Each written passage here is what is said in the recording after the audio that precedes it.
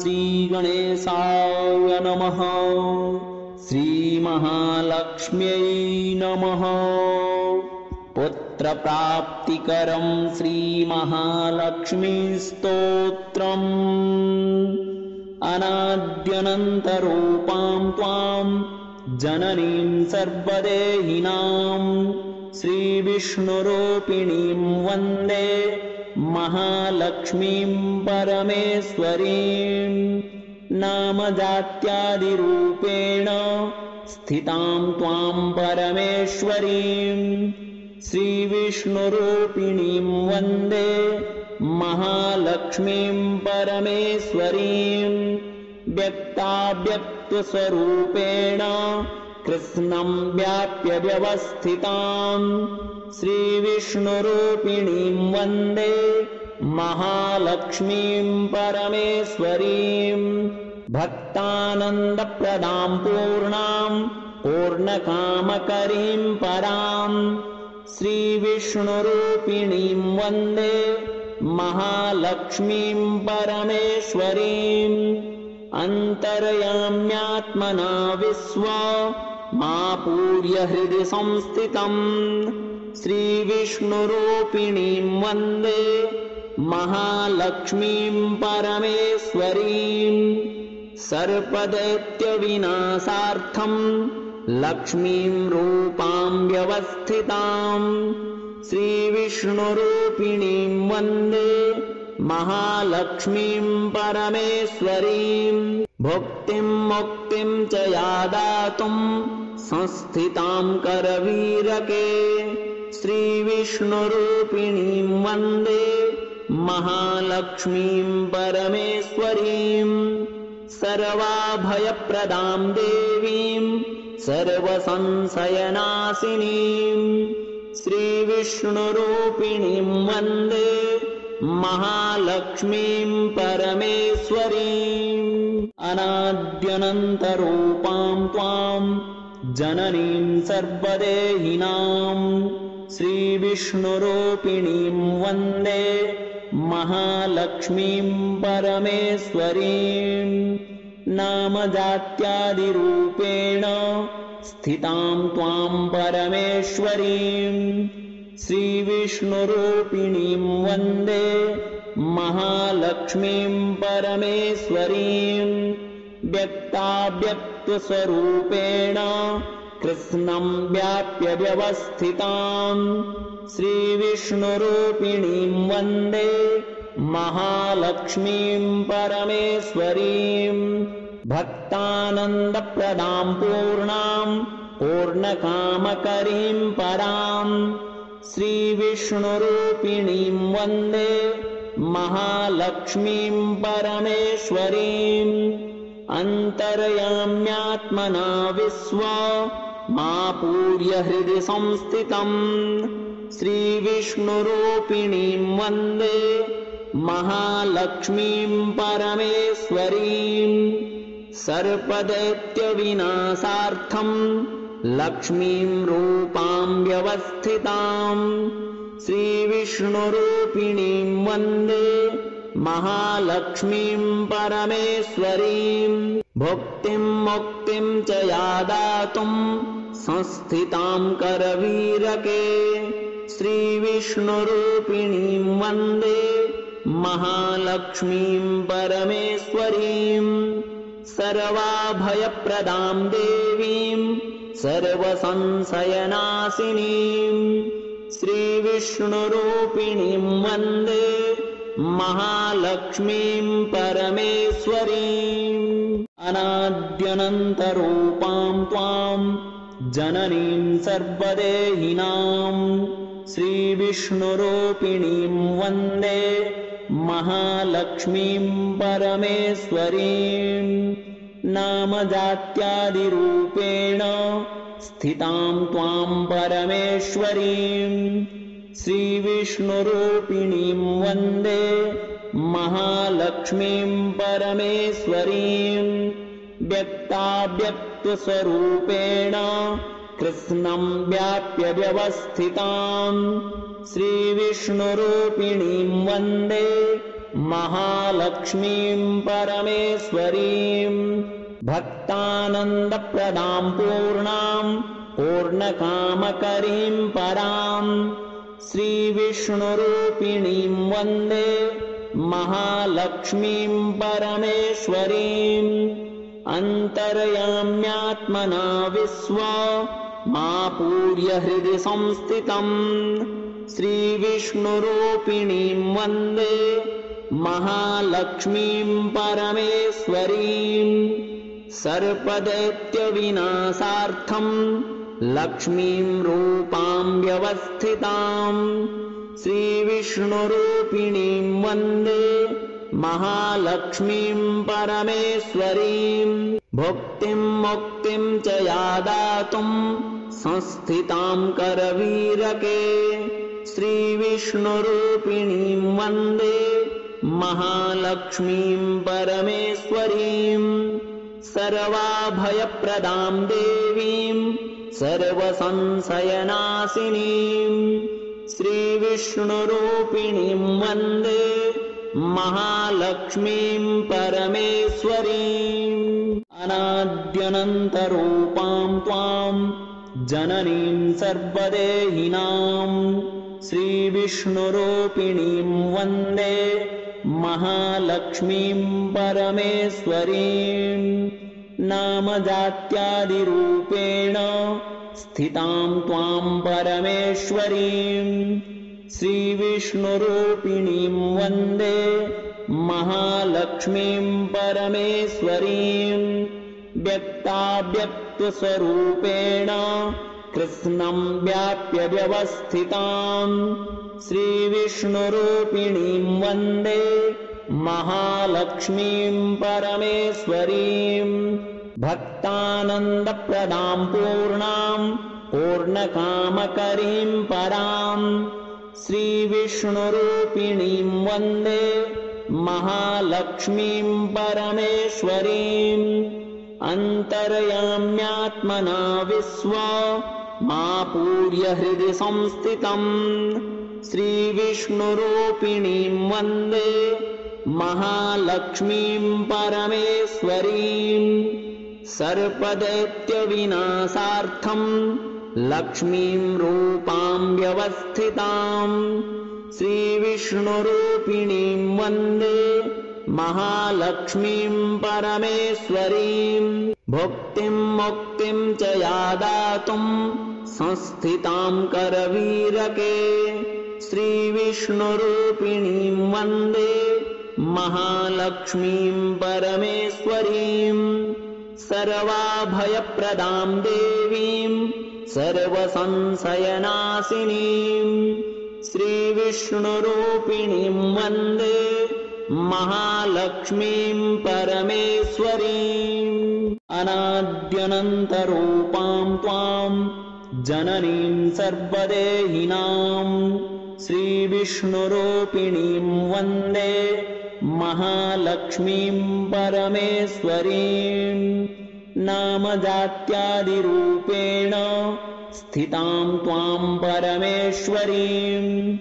श्रीविष्णुरूपिणीं वन्दे महालक्ष्मीं परमेश्वरीं व्यक्ताव्यक्तस्वरूपेण कृष्णं व्याप्य व्यवस्थितां श्रीविष्णुरूपिणीं वन्दे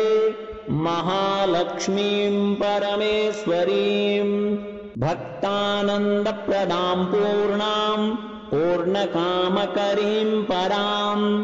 श्रीविष्णुरूपिणीं वन्दे महालक्ष्मीं परमेश्वरीं अन्तर्याम्यात्मना विश्वमापूर्य हृदि संस्थितम् श्रीविष्णुरूपिणीं वन्दे महालक्ष्मीं परमेश्वरीं सर्पदैत्यविनाशार्थम् लक्ष्मीं रूपां व्यवस्थिताम् श्रीविष्णुरूपिणीं वन्दे महालक्ष्मीं परमेश्वरीं भुक्तिं मुक्तिं च या दातुं संस्थितां करवीरके श्रीविष्णुरूपिणीं वन्दे महालक्ष्मीं परमेश्वरीं सर्वाभयप्रदां देवीं सर्वसंशयनाशिनीं श्रीविष्णुरूपिणीं वन्दे महालक्ष्मीं परमेश्वरीम् अनाद्यनन्तरूपां त्वां जननीं सर्वदेहिनां श्रीविष्णुरूपिणीं वन्दे महालक्ष्मीं परमेश्वरीं नामजात्यादिरूपेण स्थितां त्वां परमेश्वरीं श्रीविष्णुरूपिणीं वन्दे महालक्ष्मीं परमेश्वरीं व्यक्ताव्यक्तस्वरूपेण कृष्णं व्याप्य व्यवस्थितां श्रीविष्णुरूपिणीं वन्दे महालक्ष्मीं परमेश्वरीं भक्तानन्दप्रदां पूर्णां पूर्णकामकरीं परां श्रीविष्णुरूपिणीं वन्दे महालक्ष्मीं परमेश्वरीं अन्तर्याम्यात्मना विश्वमापूर्य हृदि संस्थितम् श्रीविष्णुरूपिणीं वन्दे महालक्ष्मीं परमेश्वरीं सर्पदैत्यविनाशार्थं लक्ष्मीं रूपां व्यवस्थितां श्रीविष्णुरूपिणीं वन्दे महालक्ष्मीं परमेश्वरीं भुक्तिं मुक्तिं च या दातुं संस्थितां करवीरके श्रीविष्णुरूपिणीं वन्दे महालक्ष्मीं परमेश्वरीं सर्वाभयप्रदां देवीं सर्वसंशयनाशिनीं श्रीविष्णुरूपिणीं वन्दे महालक्ष्मीं परमेश्वरीं अनाद्यनन्तरूपां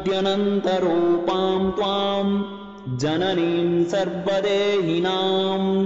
श्रीविष्णुरूपिणीं वन्दे महालक्ष्मीं परमेश्वरीं नामजात्यादिरूपेण स्थितां त्वां परमेश्वरीं श्रीविष्णुरूपिणीं वन्दे महालक्ष्मीं परमेश्वरीं व्यक्ताव्यक्तस्वरूपेण कृष्णं व्याप्य व्यवस्थितां श्रीविष्णुरूपिणीं वन्दे महालक्ष्मीं परमेश्वरीं भक्तानन्दप्रदां पूर्णां पूर्णकामकरीं परां श्रीविष्णुरूपिणीं वन्दे महालक्ष्मीं परमेश्वरीं अन्तर्याम्यात्मना विश्वमापूर्य हृदि संस्थितम् श्रीविष्णुरूपिणीं वन्दे महालक्ष्मीं परमेश्वरीं सर्पदैत्यविनाशार्थं लक्ष्मीं रूपां व्यवस्थितां श्रीविष्णुरूपिणीं वन्दे महालक्ष्मीं परमेश्वरीं भुक्तिं मुक्तिं च या दातुं संस्थितां करवीरके श्रीविष्णुरूपिणीं वन्दे महालक्ष्मीं परमेश्वरीं सर्वाभयप्रदां देवीं सर्वसंशयनाशिनीं श्रीविष्णुरूपिणीं वन्दे महालक्ष्मीं परमेश्वरीं अनाद्यनन्तरूपां त्वां जननीं सर्वदेहिनां श्रीविष्णुरूपिणीं वन्दे महालक्ष्मीं परमेश्वरीं नामजात्यादिरूपेण स्थितां त्वां परमेश्वरीं श्रीविष्णुरूपिणीं वन्दे महालक्ष्मीं परमेश्वरीं व्यक्ताव्यक्तस्वरूपेण कृत्स्नं व्याप्य व्यवस्थिताम् श्रीविष्णुरूपिणीं वन्दे महालक्ष्मीं परमेश्वरीं भक्तानन्दप्रदां पूर्णां पूर्णकामकरीं परां श्रीविष्णुरूपिणीं वन्दे महालक्ष्मीं परमेश्वरीं अन्तर्याम्यात्मना विश्वमापूर्य हृदि संस्थितम् श्रीविष्णुरूपिणीं वन्दे महालक्ष्मीं परमेश्वरीं सर्पदैत्यविनाशार्थं लक्ष्मीं रूपां व्यवस्थितां श्रीविष्णुरूपिणीं वन्दे महालक्ष्मीं परमेश्वरीं भुक्तिं मुक्तिं च या दातुं संस्थितां करवीरके श्रीविष्णुरूपिणीं वन्दे महालक्ष्मीं परमेश्वरीं सर्वाभयप्रदां देवीं सर्वसंशयनाशिनीं श्रीविष्णुरूपिणीं वन्दे महालक्ष्मीं परमेश्वरीम् अनाद्यनन्तरूपां त्वां जननीं सर्वदेहिनां श्रीविष्णुरूपिणीं वन्दे महालक्ष्मीं परमेश्वरीं नामजात्यादिरूपेण स्थितां त्वां परमेश्वरीं श्रीविष्णुरूपिणीं वन्दे महालक्ष्मीं परमेश्वरीं व्यक्ताव्यक्तस्वरूपेण कृत्स्नं व्याप्य व्यवस्थितां श्रीविष्णुरूपिणीं वन्दे महालक्ष्मीं परमेश्वरीं भक्तानन्दप्रदां पूर्णां पूर्णकामकरीं परां श्रीविष्णुरूपिणीं वन्दे महालक्ष्मीं परमेश्वरीं अन्तर्याम्यात्मना विश्वमापूर्य हृदि संस्थितम् श्रीविष्णुरूपिणीं वन्दे महालक्ष्मीं परमेश्वरीं सर्पदैत्यविनाशार्थं लक्ष्मीं रूपां व्यवस्थितां श्रीविष्णुरूपिणीं वन्दे महालक्ष्मीं परमेश्वरीं भुक्तिं मुक्तिं च या दातुं संस्थितां करवीरके श्रीविष्णुरूपिणीं वन्दे महालक्ष्मीं परमेश्वरीं सर्वाभयप्रदां देवीं सर्वसंशयनाशिनीं श्रीविष्णुरूपिणीं वन्दे महालक्ष्मीं परमेश्वरीम् अनाद्यनन्तरूपां त्वां जननीं सर्वदेहिनां श्रीविष्णुरूपिणीं वन्दे महालक्ष्मीं परमेश्वरीं नामजात्यादिरूपेण स्थितां त्वां परमेश्वरीं श्रीविष्णुरूपिणीं वन्दे महालक्ष्मीं परमेश्वरीं व्यक्ताव्यक्तस्वरूपेण कृत्स्नं व्याप्य व्यवस्थितां श्रीविष्णुरूपिणीं वन्दे महालक्ष्मीं परमेश्वरीं भक्तानन्दप्रदां पूर्णां पूर्णकामकरीं परां श्रीविष्णुरूपिणीं वन्दे महालक्ष्मीं परमेश्वरीं अन्तर्याम्यात्मना विश्वमापूर्य हृदि संस्थितम् श्रीविष्णुरूपिणीं वन्दे महालक्ष्मीं परमेश्वरीं सर्पदैत्यविनाशार्थं लक्ष्मीं रूपां व्यवस्थितां श्रीविष्णुरूपिणीं वन्दे महालक्ष्मीं परमेश्वरीं भुक्तिं मुक्तिं च या दातुं संस्थितां करवीरके श्रीविष्णुरूपिणीं वन्दे महालक्ष्मीं परमेश्वरीं सर्वाभयप्रदां देवीं सर्वसंशयनाशिनीं श्रीविष्णुरूपिणीं वन्दे महालक्ष्मीं परमेश्वरीम् अनाद्यनन्तरूपां त्वां जननीं सर्वदेहिनां श्रीविष्णुरूपिणीं वन्दे महालक्ष्मीं परमेश्वरीं नामजात्यादिरूपेण स्थितां त्वां परमेश्वरीं श्रीविष्णुरूपिणीं वन्दे महालक्ष्मीं परमेश्वरीं व्यक्ताव्यक्तस्वरूपेण कृष्णं व्याप्य व्यवस्थितां श्रीविष्णुरूपिणीं वन्दे महालक्ष्मीं परमेश्वरीं भक्तानन्दप्रदां पूर्णां पूर्णकामकरीं परां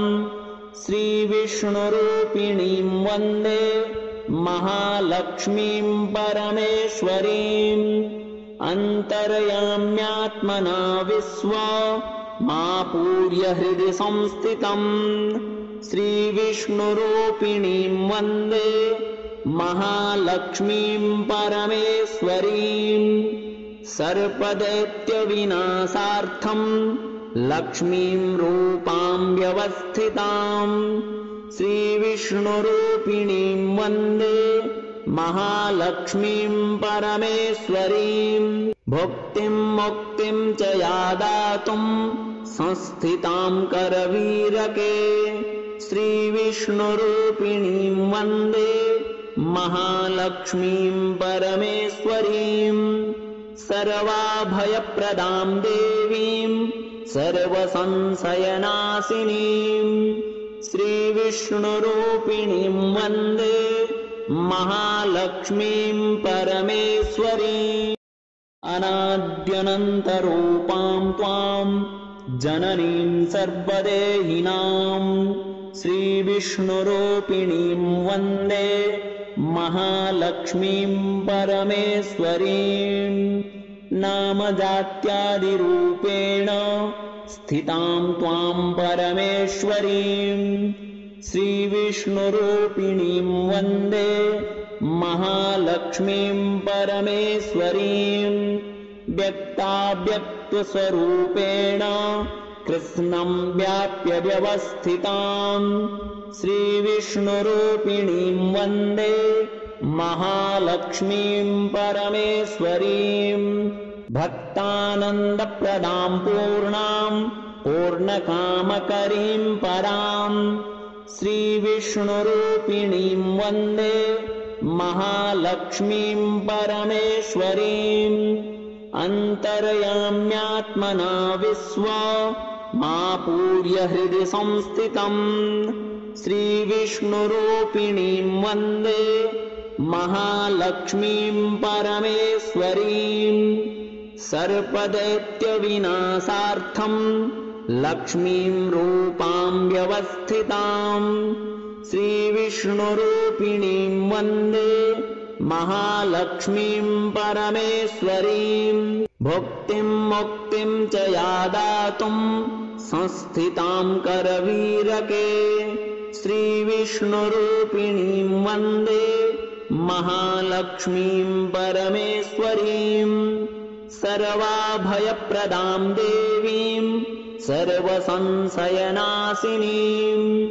श्रीविष्णुरूपिणीं वन्दे महालक्ष्मीं परमेश्वरीम्।